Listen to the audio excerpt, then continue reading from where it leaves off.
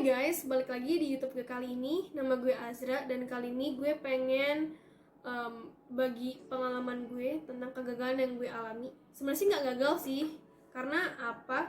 Setiap yang lo hadapi, entah itu kesannya kayak lo sukses, lo dapet juara ataupun lo fail, itu tetap bernilai sebagai proses, sebagai apa ya?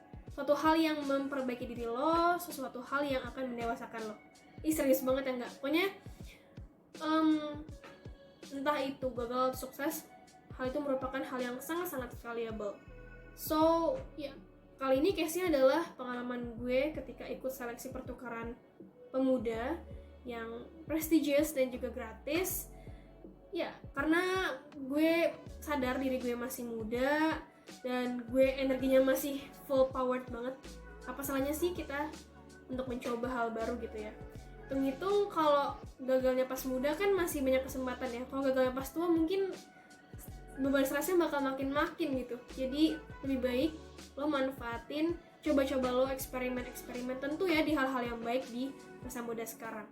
Oke, let's just start about PPAN in short. Oke, jadi secara singkat, PPAN itu adalah program pertukaran pemuda antar negara yang diselenggarakan dari bertahun-tahun lalu. Kalau nggak salah mulai dari tahun 70-an. Nah, siapa sih yang mengadakan PPAN? PPAN ini diselenggarakan oleh Kemenpora, Kementerian Pemuda dan Olahraga Indonesia. Dan tiap tahun itu pasti ada delegasi, maksimal cuma 2 orang doang yang mewakili setiap provinsi untuk ikut. Dan tahun ini ada 2 program utama, yaitu SEALAB dan juga IKIAP.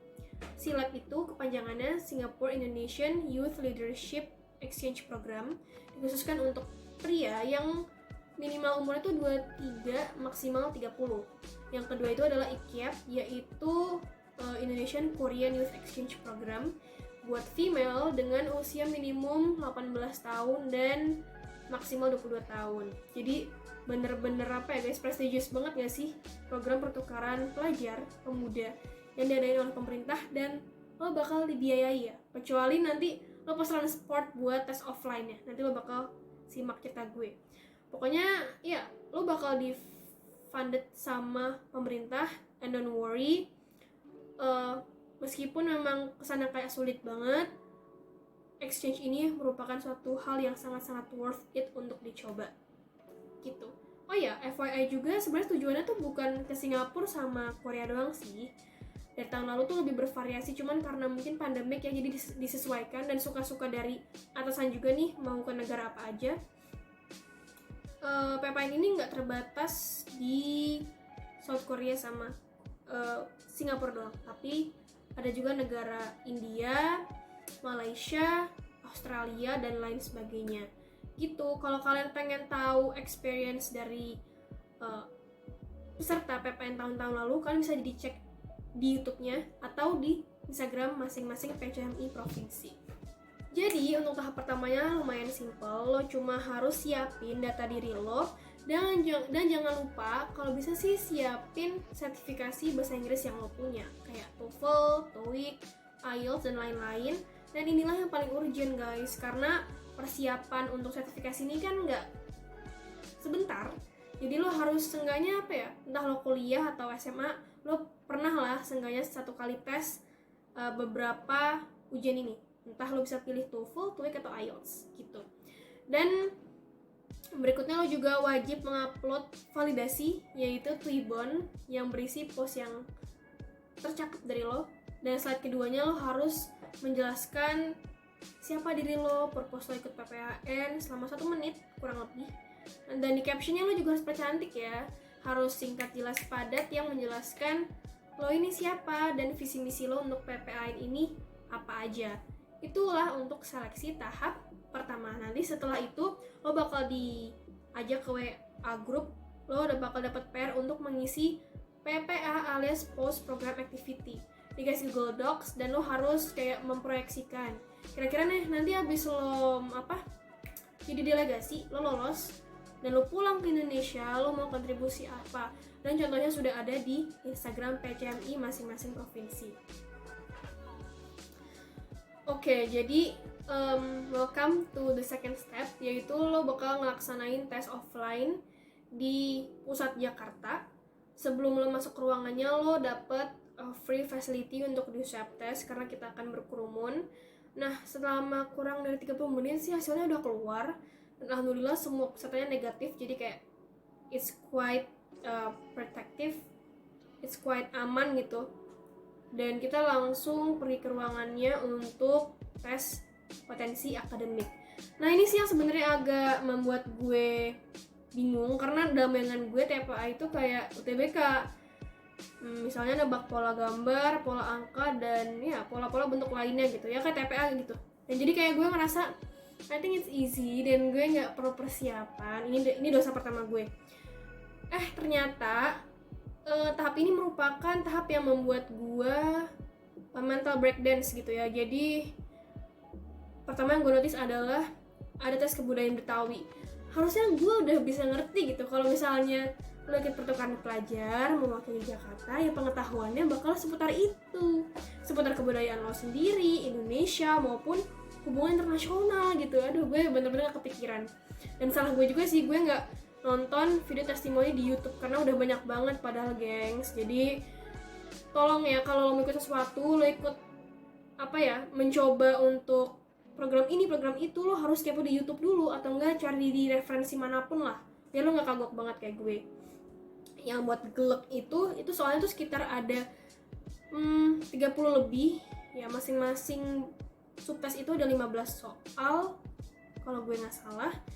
Dan gimana sih contoh soalnya gitu ya, gue jelasin yang tes kebudayaan Betawi dulu. Misalnya nanti lo bakal ditanyain tentang bir peletok. Kenapa kok warnanya bisa merah? Itu merah karena ada apa sih di bir peletok gitu.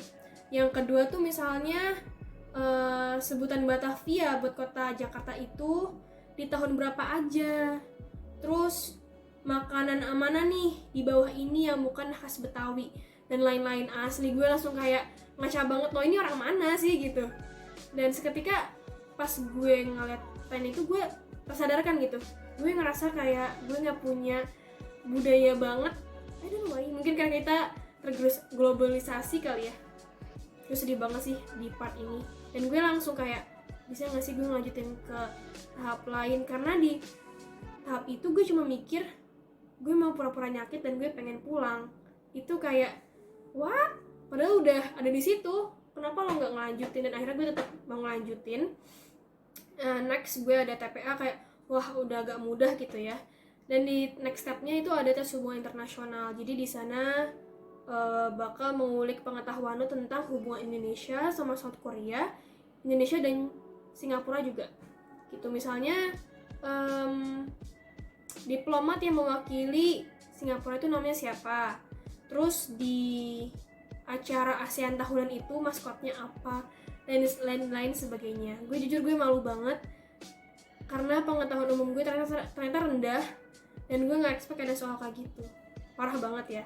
Penilaiannya gimana? Penilaiannya itu kalau benar 4, kalau salah -1, kalau kosong ya kosong. Itulah akhirnya TP-nya selesai dengan ikhtiar yang luar biasa tanpa nyontek, guys. Gue baru pertama kali kayak wah, otak gue bener-bener tergerakkan di tes ini. Entah kenapa kalau online tuh membuat gue lebih ya gitulah dari biasanya. Setelah TPA berlangsung ada jeda sekitar setengah jam, dan kita bakal menghadapi LGD, yaitu Leaderless Group Discussion. Jujur ini adalah tahap yang menurut gue seru, karena lagi-lagi gue nggak expect apa-apa. Nanti kita satu ruangan sama beberapa peserta lain, dan ketika itu gue dapat experience berdiskusi dengan kakak-kakak yang pikirnya beda-beda. Ada yang dari hukum, ada yang dari ilkom, ada yang dari sastra Inggris. Nah, kita dapat mosi atau tema diskusi radikalisme. Jadi nanti kayak diisuin gitu loh, gimana sih cara nuntasin radikalisme di Indonesia. Ya gue kasih tahu aja, di Indonesia itu kayak radikalisme tuh membagongkan.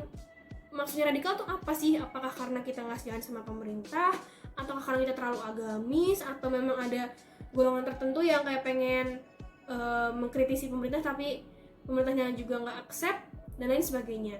Dan di sana gue belajar bahwa kita harus sering-sering nih kayak ngeh sama lingkungan sekitar, what's happening outside, dan juga belajar mendengarkan orang, menghargai mereka. Nanti dikasih sekitar 25 menit untuk diskusi awal sampai lo menyimpulkan kesimpulan. Wow, itu keren banget sih. Nanti dari penilainya sendiri bakal nanya ini salah satunya, bisa nggak lo nanti kasih kesimpulannya. Terus nanti mereka bakal mencetuskan pertanyaan-pertanyaan baru yang lo harus aktif menjawabnya. Pokoknya seru banget. Nah, pas gue tanya teman gue yang lain sih, selain radikalisme ada isu toleransi dan juga hal-hal yang Indonesia banget lah gitu. Next, setelah LGD ada sesi interview. Jadi interviewnya lumayan melelahkan. Ada 3, yaitu pertama interview tentang post program activity. Jadi nanti lo bakal ditanya ini, setelah lo ikut PPN ini, lo jadi delegasi, lo mau ngadain proyek apa nih gitu. Terus yang kedua itu ada interview yang berbahasa Inggris. Nanti lo bakal ditanyain kayak seputar diri lo, komitmen lo kalau ikut program dan lain sebagainya. Sama juga kayak interview Inggris pertanyaannya, tapi ini Indonesia gitu ya. Jadi ada 2 tipe.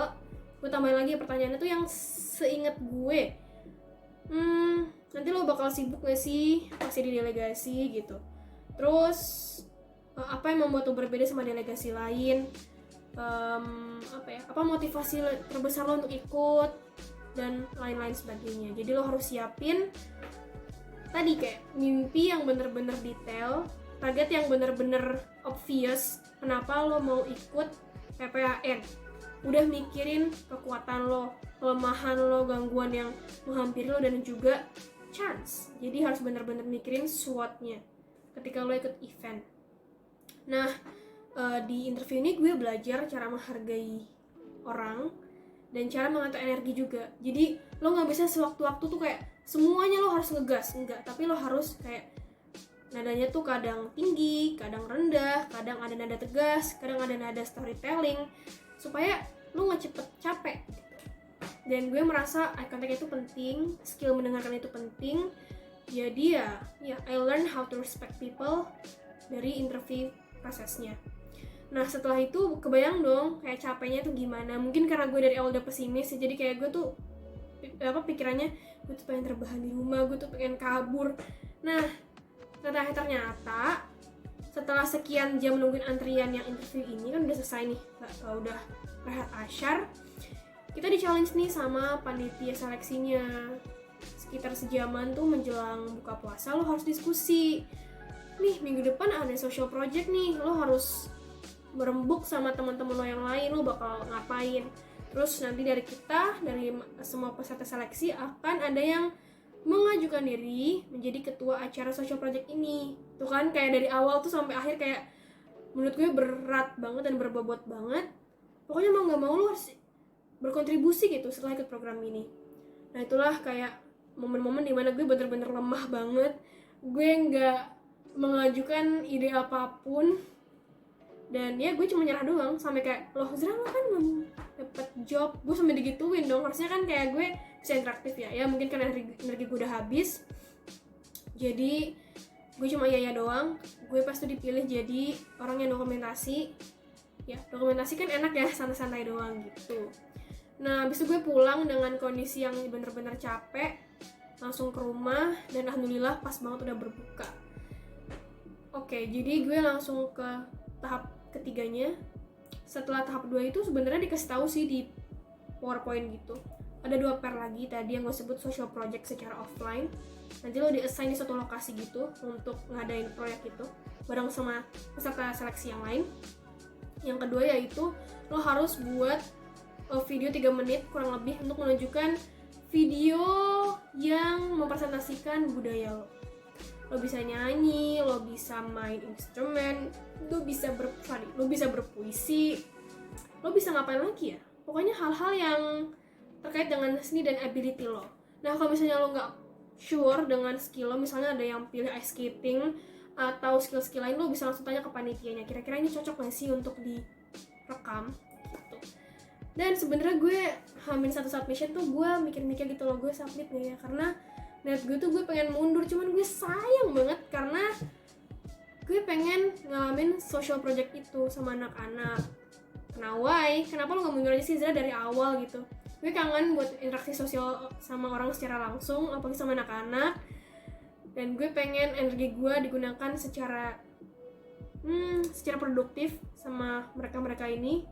Jadi ya gue ikutin aja, tapi anehnya gue nggak submit video tarian sama sekali. Sebenarnya di otak gue tuh udah kepikiran gitu, gue mau latihan tari Betawi nih, cuman kagak mau lah gitu, udah malu, terus ya udah pesimis aja rasanya. Jadi jadi contoh ya guys, harusnya kalau lo udah bener-bener niat dari awal, lo bisa komitmen tuh buat latihan tari-tarian, atau enggak paksalah skill apapun yang lo punya untuk mempresentasikan budaya Indonesia atau budaya Betawi. Jangan dicontoh ya part ini, cuman contohlah part gigihan gue, gimana kayak gue berusaha mencari value, berusaha menghargai diri sendiri karena lo udah berjuang sejauh ini. Itu sih dari cerita gue. Dan setelah social projectnya selesai, nanti kita dikumpulin sama teman-teman yang lain, kita self assessment sama peer assessment, dikasih kertas gitu, lo nilai teman lo lah, kira-kira siapa sih yang cocok jadi delegasi, siapa yang attitude-nya paling sopan, siapa yang leadership-nya paling bagus, siapa yang bisa diandalkan, siapa yang bertanggung jawab. Nanti ada skor 1-5 gitu, lo bakal nilai teman-teman lo. Dan jujur gue ngaku, gue bener-bener pasif, bener-bener no lab banget. Malah udah dikasih tolong ya sama Tuhan, kayak ketemu nih sama orang-orang ini, cuman gue nggak maksimal dengan baik.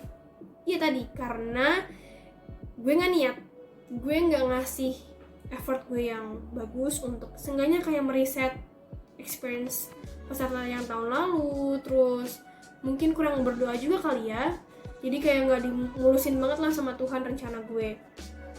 Dan kesimpulan yang bisa diambil adalah ketika lo gagal merencanakan, otomatis lo gagal semuanya. Itulah kita dari rangkaian seleksi program pertukaran pelajar yang gue coba. Jujur valuable parah dan worth it untuk dicoba gitu. Value-nya selain yang gue kasih tahu di video itu adalah kegigihan lo, niatan lo, dan keberanian lo. Karena jujur gue ngerasa agak anxious, dimana mayoritas pesaing gue tuh kayak udah profesional gitu loh, dan usianya tuh udah lebih senior daripada gue. Jadi kayak gue tuh pengennya, rasanya nggak nyaman banget lah gitu. Tapi dari sana gue belajar kedewasaan dan juga bisa menerima diri sendiri.